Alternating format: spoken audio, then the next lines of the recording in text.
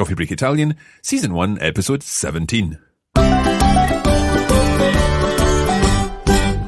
Buongiorno a tutti e benvenuti a Coffee Break Italian. Io sono Mark. Ciao a tutti, sono Francesca. Ciao, buongiorno, sono Katie. And how are we all today? Come state? Io sto benissimo, grazie. E tu, Katie? Sì, anch'io sto benissimo. Perfetto. Anch'io sto molto bene oggi. Scusa, non abbiamo chiesto. Interesting. Non abbiamo chiesto. Chiesto is the past participle of the verb chiedere, to ask. Non abbiamo chiesto, we haven't asked. Interesting. Sì. A little bit of sneaky grammar in there, but we'll keep going. We'll not go too much into that pattern. It's a little more complicated. Anyway, today we are going to be continuing on from where we left off last week. We were shopping for souvenirs in the souvenir shop, and we're also going to be looking at other things that we might be buying while on holiday in Italy. We'll take a look also at some other information that you might need to ask for when you're visiting a tourist information office, for example. All that coming up in this week's lesson. Let's get started. Iniziamo. Iniziamo.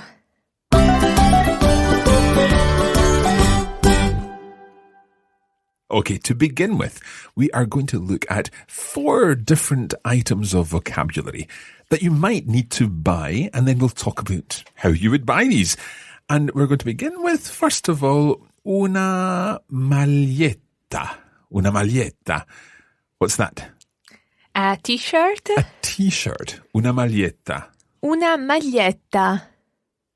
Una maglietta. So if you're on holiday, you might need to buy a t-shirt, or you might be looking for a t-shirt as a souvenir. Una maglietta. Now, how would you say, Katie, I would like to buy a t-shirt? Vorrei comprare una maglietta. Perfetto. And let's use una maglietta in a different construction. How would you say, I am looking for a t-shirt? Sto cercando una maglietta. Molto bene. What about, can I buy this t-shirt? Posso comprare questa maglietta? You see, what we're doing is looking at all the constructions that we've already seen and using a new piece of vocabulary and seeing how we can recreate these expressions with this new piece of vocabulary. One more one. I like this t-shirt. Mi piace questa maglietta. Benissimo.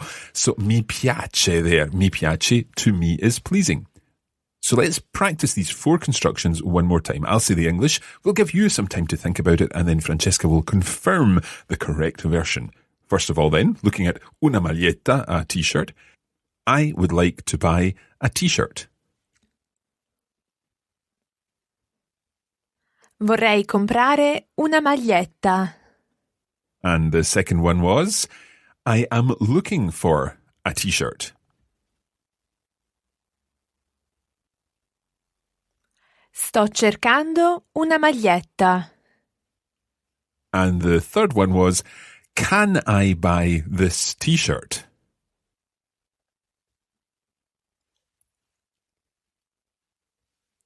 Posso comprare questa maglietta? And finally we had, I like this t-shirt. Maybe you would say that you like it before you say, can I buy it? Anyway, I like this t-shirt. Mi piace questa t-shirt. Questa t-shirt? Sì, la t-shirt o la maglietta. Siamo internazionali. So the internationally challenging language can be used to say una t-shirt or una maglietta. Sì. Okay, let's change our item of vocabulary this time, and we're going to look at something else that you might come across, and that is a beach towel. Okay, a beach towel is? Un telo da spiaggia. So we're going to use this word, or this expression, in our series of different sentences. So, un telo da spiaggia, a beach towel. Katie, how would you say, I would like to buy a beach towel? We'll give our listeners some time to think about it, and then we'll ask you to come up with this sentence in Italian. I would like to buy a beach towel. Katie. Vorrei comprare un telo da spiaggia. Molto bene. Vorrei comprare un telo da spiaggia. Now, what about I'm looking for a beach towel? Again, let's give our listeners some time to think. Katie? Sto cercando un telo da spiaggia. Okay, sto cercando. I am looking for un telo da spiaggia, a beach towel. Can I just ask something about the sto cercando? Mm-hmm. Is it like French in that you don't need a separate word for for? I am looking for something. We just seem to say sto cercando un telo da spiaggia. It's like you don't translate it literally from English. So in Italian, you would just say, I look, and you drop the preposition for. So, sto cercando un hotel, sto cercando una banca, and so on. Okay, thank you. Exactly. The for is in the verb already. It's kind of in there too, just like To in look French. for. To look for. Yeah, if you think of cercare as to look for, then it'll help you translate. Okay, you don't need the word for. Okay, sto cercando un telo da spiaggia. What about, can I buy this beach towel? Kitty? Posso comprare questo telo da spiaggia? Molto bene. Posso comprare questo telo da spiaggia. And then our last one, I like this beach towel. Okay, Katie, what's that one? Mi piace questo telo da spiaggia. Perfetto. Okay, so far we've had una maglietta, a t-shirt, and un telo da spiaggia. Now, let's think about something else. Let's think about something that would be plural. What about, Francesca, sunglasses? Gli occhiali. Okay, so it's Gli occhiali da sole, Yeah. actually. Gli occhiali da sole. Like il telo da spiaggia. So it's like a towel for the beach. Gli occhiali da sole, the glasses for the sun. So gli occhiali are just normal glasses, but gli occhiali da sole are sunglasses. Yes. Okay, let's practice our constructions again, this time with gli occhiali da sole. And we're going to start with perhaps the tricky one here. We're going to start with I like these sunglasses. So there's a lot to think about here. These sunglasses, so far it's been questo telo da spiaggia and questa maglietta. Katie, can you work out what it would be for these sunglasses? Just apply the rules that we're used to following. Questi occhiali da sole? Yeah, questi occhiali da sole. Now, the next bit that we need to think about is the I like. Because remember, when we're talking about a plural thing, in the case of sunglasses, we don't use mi piace, but Mi piacciono. good. So mi piacciono. I like these sunglasses. Mi piacciono questi occhiali da sole. Perfetto. Mi piacciono questi occhiali da sole. So that's the trickiest one. Let's use the questi occhiali da sole again, and let's say can I buy these sunglasses? Posso comprare questi occhiali da sole. Occhiali da sole. Benissimo. Posso comprare questi occhiali da sole. Now, working backwards, we looked at the expression, I am looking for a t-shirt. I am looking for a beach towel. In this case, we have to change things slightly because we can't say I am looking for a sunglasses. Of course, we could say I'm looking for a pair of sunglasses, but we're going to change this because we want to say I'm looking for some sunglasses. And this is a special type of article. It's actually called the partitive article, and we need to make it up with degli in this case. So I am looking for some sunglasses would be Sto cercando degli occhiali da sole. good. Degli occhiali da sole. I am looking for some sunglasses. Sto cercando degli occhiali da sole. And then back to our very first one. I would like to buy some sunglasses. Katie, what would that one be? Vorrei comprare degli occhiali da sole. Perfetto. Okay, let's go through these one more time. I'll say the English. We'll give you some time to think, and then Francesca will say the Italian. Okay, so first of all, I would like to buy some sunglasses. Vorrei comprare degli occhiali da sole. The next one would be, I am looking for some sunglasses. Sto cercando degli occhiali da sole. And then our third option would be, can I buy these sunglasses? Posso comprare questi occhiali da sole? And lastly, I like these sunglasses. And remember, we need to change the verb in this one. Mi piacciono questi occhiali da sole. Benissimo. Okay, so we've done a masculine singular, a feminine singular, that's un telo da spiaggia, una maglietta. We've done a masculine plural, gli occhiali da sole. Let's do a feminine plural. Something else that you might want to be buying at the beach would be flippers. And flippers are? Le pinne. Le pinne. Okay, so le pinne are flippers. And we need to apply those same rules. So this time it's not some sunglasses, degli occhiali da sole, but this time it's some flippers, which are delle pinne. Delle pinne. Delle pinne. So, Katie, I would like to buy some flippers. Vorrei comprare delle pinne. Molto bene. Vorrei comprare delle pinne. What about, I am looking for some flippers? Sto cercando delle pinne. Perfetto. Sto cercando delle pinne. Can I buy these flippers? Posso comprare queste pinne? Benissimo. Well done, yeah. Posso comprare queste pinne? So questi for the masculine plural becomes queste in the feminine plural. Queste pinne. These flippers. Posso comprare queste pinne. And finally, I like these flippers. Mi piacciono queste pinne. Giustissimo. Mi piacciono queste pinne. Fantastic. Now, that has been quite a long review of those different phrases, but we have introduced a completely new concept in the form of the partitive article. Some flippers, some sunglasses. And we'll be coming to that again in future episodes.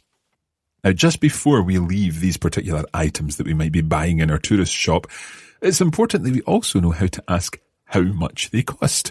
Last time we looked at the expression for how much is it, talking in general about how much the combination of things that you're buying is. In my case, it was una cartolina and un francobollo.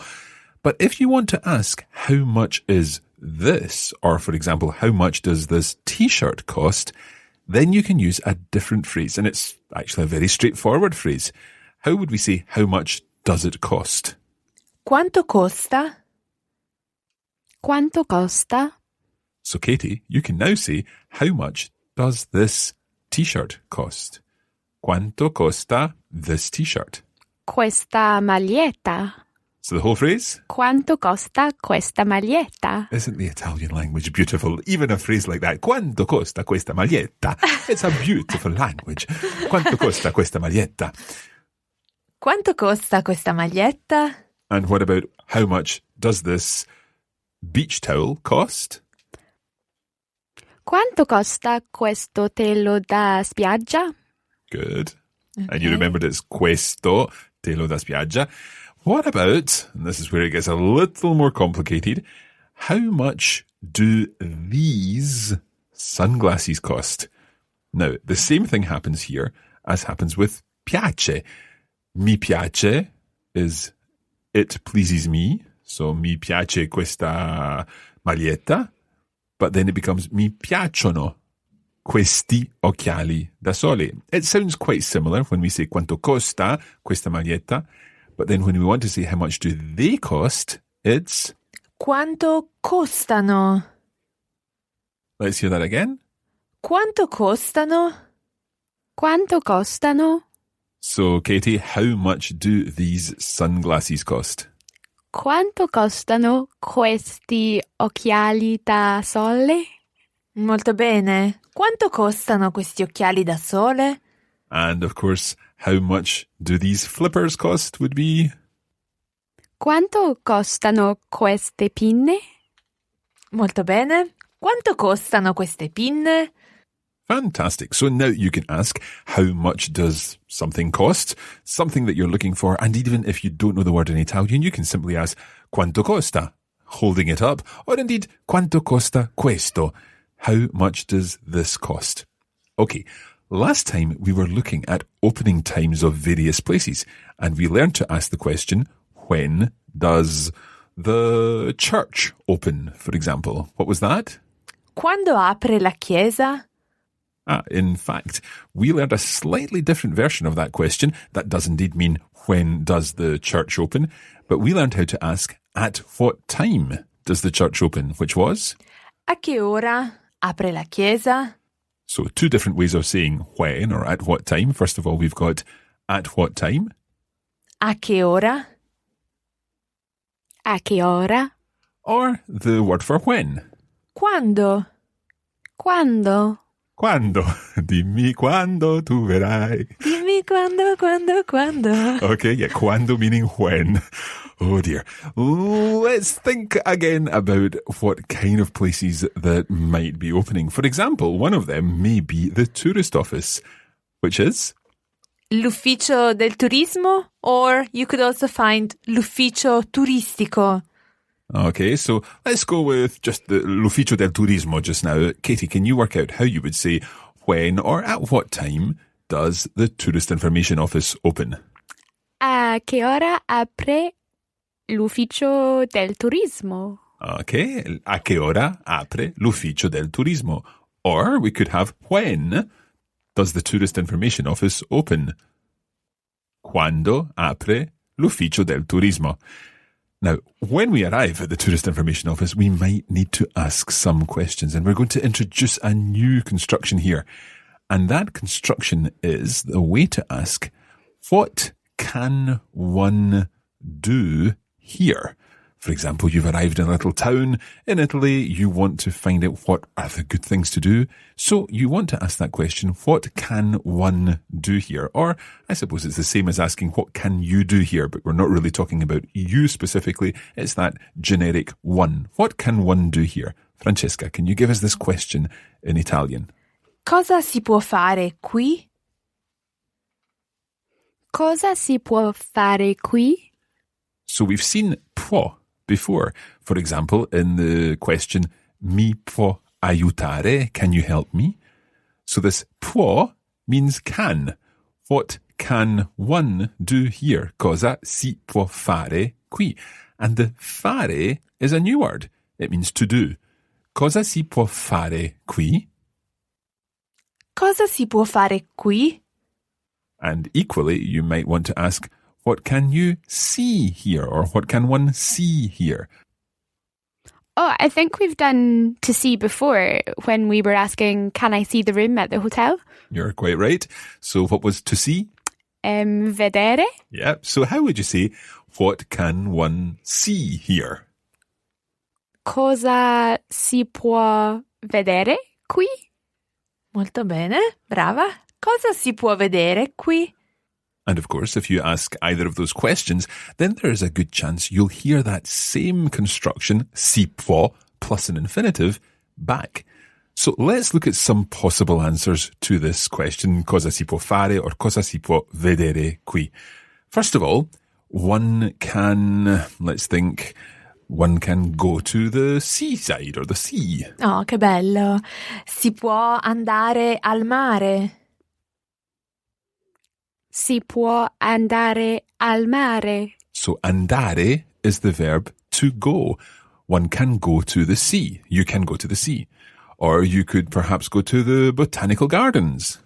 Si può andare all'orto botanico. Si può andare all'orto botanico. So 2 examples using andare, to go. What about you can or one can visit, let's say, the castle. One can visit the castle. Si può visitare il castello. Si può visitare il castello. Perfetto. Si può visitare il castello. Or one can visit the zoo. Si può visitare lo zoo. Si può visitare lo zoo. Now, again, we're using all of these infinitives, and because they're infinitives, you can combine them with other expressions. For example, now you can say, knowing the Italian that you know, you can say, I like to visit the castle.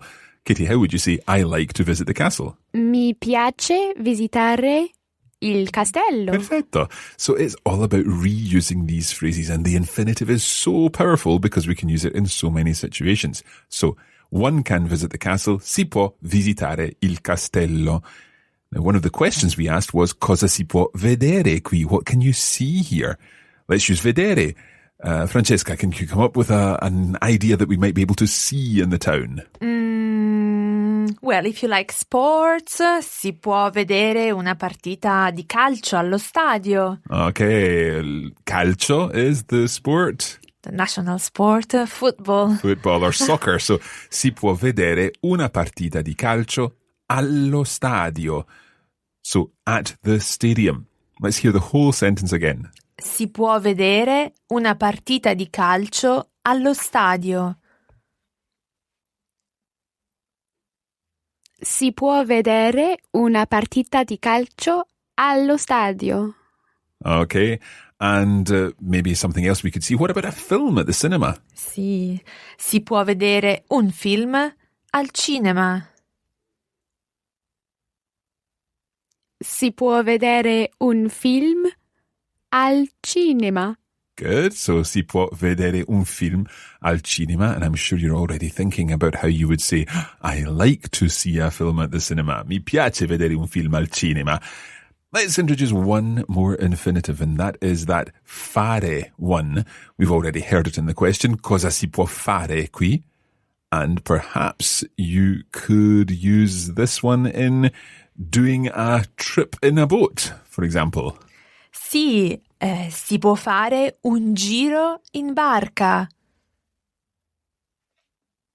Si può fare un giro in barca. Un giro, a trip, in barca, in a boat. Si può fare un giro in barca. Or perhaps a walk in the mountains. Si può fare una passeggiata in montagna. Si può fare una passeggiata in montagna. So those are some examples of things you might want to find out about when you visit the Tourist Information Office. And that, unfortunately, is all we have time for in this episode. We've covered quite a lot today. Now, you might be wondering where our Café Culturale is this time. Unfortunately, there's not enough time to include it in our main lesson this week. We're going to leave it until next time, and we'll add that to our next lesson. Also coming up in our next lesson is talking a little more about directions and giving more detailed information about where places are in the town. We've covered a little bit of that and a little bit of combining prepositions with definite articles today. For example, si può vedere una partita di calcio allo stadio. And we'll be seeing lots more about that in the next lesson. Join me and the rest of the Coffee Break Italian community on Facebook and practice what you've learned at facebook.com/Coffee Break Italian. And don't forget, you can also find us on Twitter at Learn Italian. And if you have had any interesting experiences in Italian tourist offices, or indeed when you have been on a vacation in Italy, then let us know either on Twitter or indeed on Facebook. Of course, if you'd like to get more out of your Coffee Break Italian experience, you can head over to coffeebreakitalianplus.com, where you can find out more about our video lessons, our lesson notes, and indeed the bonus audio for each lesson. That's at coffeebreakitalianplus.com. But for now, that is it. È tutto per oggi. Grazie, a presto, ciao. Ci vediamo presto. Arrivederci.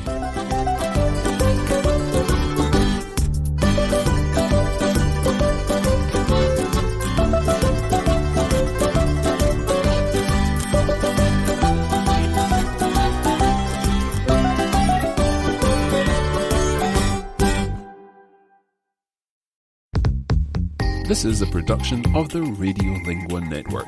Find out more at radiolingua.com.